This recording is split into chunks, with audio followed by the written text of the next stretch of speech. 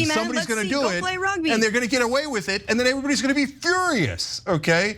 It's, all right, I can't stand it. And it doesn't help trans people at all to have these extreme positions.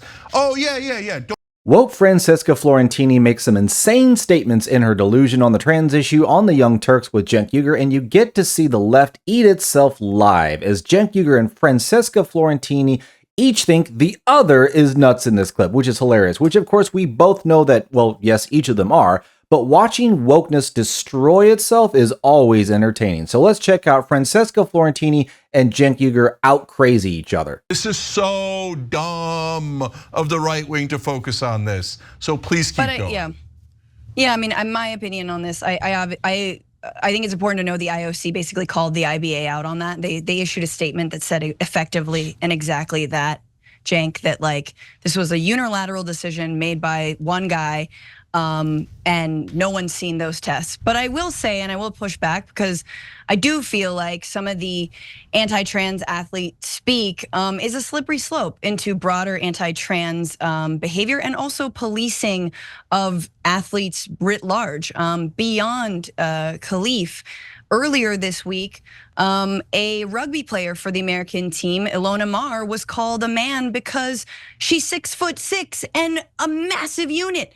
And she successfully helped that team win bronze, the very first time an American team has won a medal in rugby. And she was called a man. Why? Because she's big, because she's a rugby player. And so when we start to say that trans people can't play in Olympic sports, right? They can't play in the sport of their chosen gender. Then we start to, everyone becomes a cop, and everyone starts to look at everyone's makeup and their muscles and their cheekbones and what looks different and what they think in their subjective mind a woman or a man should and does look like. And so I just want to say that sometimes when we traffic in these ideas that trans people should not be able to participate in sports at these levels, it does lead to things like Jesse Waters openly saying that on primetime television. And I want to just center that when we stand with trans people, yes, even trans athletes, that all goes away and we stand with them no matter what. But you start to dabble and you open up, everyone becomes genital police. And I just have to push back on that. And you've done it, Cenk. I totally You've disagree. Done it. I totally disagree. So first of all, when you have an extreme position, you have an extreme position that says, no, we don't ever ask anyone. And I think the Olympics position is actually absurd. They don't do any genetic testing, they don't do any testing. So you could, since they don't do any testing at all, you can just walk in, call yourself a female, not be trans. Trans people are actually- Do it, Cenk, do it. Okay, yeah, all right, well, you could say it, but then what's gonna happen? Rugby, Somebody's gonna do it, and they're gonna get away with it, and then everybody's gonna be furious, okay? It's, all right, I can't stand it. And it doesn't help trans people at all to have these extreme positions. Oh, yeah. I swear, both Francesca Fiorentini and Cenk Uygur are both just nut jobs. Like, if you listen to Francesca Fiorentini, she says there's a problem when we won't allow people to choose what gender to identify as so they can play with because we're stopping their career. Because we don't go along with their delusional reality, we are the ones at fault. Woman is a nut job. And then Cenk Uygur, okay, he doesn't agree with that. But then he comes back, he wants to criticize the Federation because they don't genetic test. Well, if you didn't go along with this trans craziness in the first place, you wouldn't need to. So he's blaming the very people for not testing for something that you otherwise probably ought to have to do in the first place. But he still wants to stand with, the handful of trans people over everyone else. Like, I can't tell which one of these people are crazier. I'm not sure. Well, of course, neither Francesca Fiorentini or Cenk Uygur sees the delusion in their end, but I don't know. I can't tell which one's crazier. Let me know in the comments, leave a like, and let's get back in. Don't test anyone, just take their word for it. I think it's terrible politics. It's not an extreme position. It comes from a position of human rights, and it does help. It's all not a people. human right to compete in the other gender's What you see there is when what you just saw are women, are biological women, being attacked for being trans because of the anti-trans athletic narrative that has already festered and has now come for these women. And so what are the women to do? Say, I'm not a man. In fact, screw, like, I'm not a trans man. Are you kidding me? No, we all stand in solidarity together. That's how we actually fight the right when it comes to their bull crap culture wars that lead nowhere, and it doesn't serve. Look, I understand, Cenk, you're in the majority. You're in the majority. I'm in the minority. Most people disagree that trans athletes should participate in Olympic sports. Most people don't agree with me. But hell, man, I'm willing to stand on a hill that is unpopular and fight for people and for their human rights. Yeah, look, we could spend an hour debating this, and I have in the past. But when— Not really, though. Yeah. Not really. Not really debate, more of an agreement.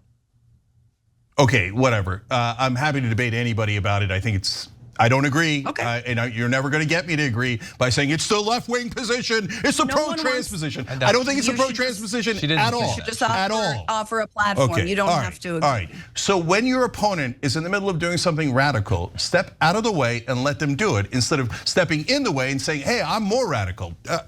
Okay, I think it's terrible politics. It's terrible for trans people. I think it's terrible for the LGBTQ community, and I think it's terrible for the people who are looking to defeat Trump. So can we please get out of the way and let the Republicans do the dumb things?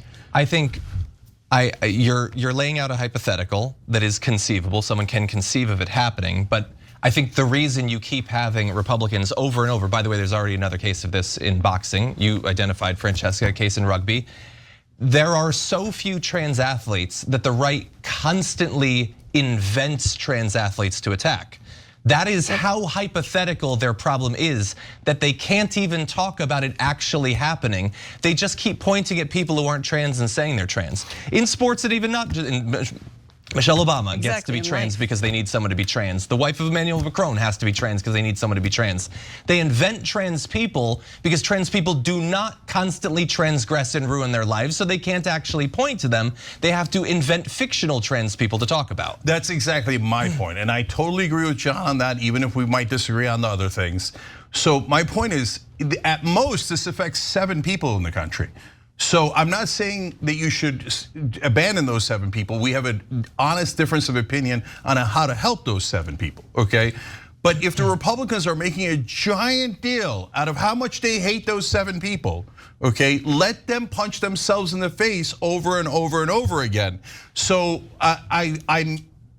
that's why politically, guys, do not get mired in this muck, right? Okay. So let me understand this. Francesca Fiorentini believes it's anti-trans for anybody to not go along with anybody who just picks and chooses what gender they want to go with, and that's evil.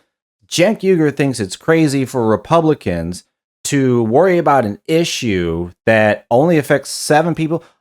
He like this. He doesn't even look at women's sports. The trans issue in women's sports are united in the same problem because you're trying to put them in the same league. And he only looks at the 7 people, not all of the other women. And then the other guy on the Young Turks thinks that the right is just inventing these people. Well, then why do we have video of trans women breaking weightlifting records? Like winning boxing matches, winning this, demolishing people in basketball and other sports. All these people are on video doing this.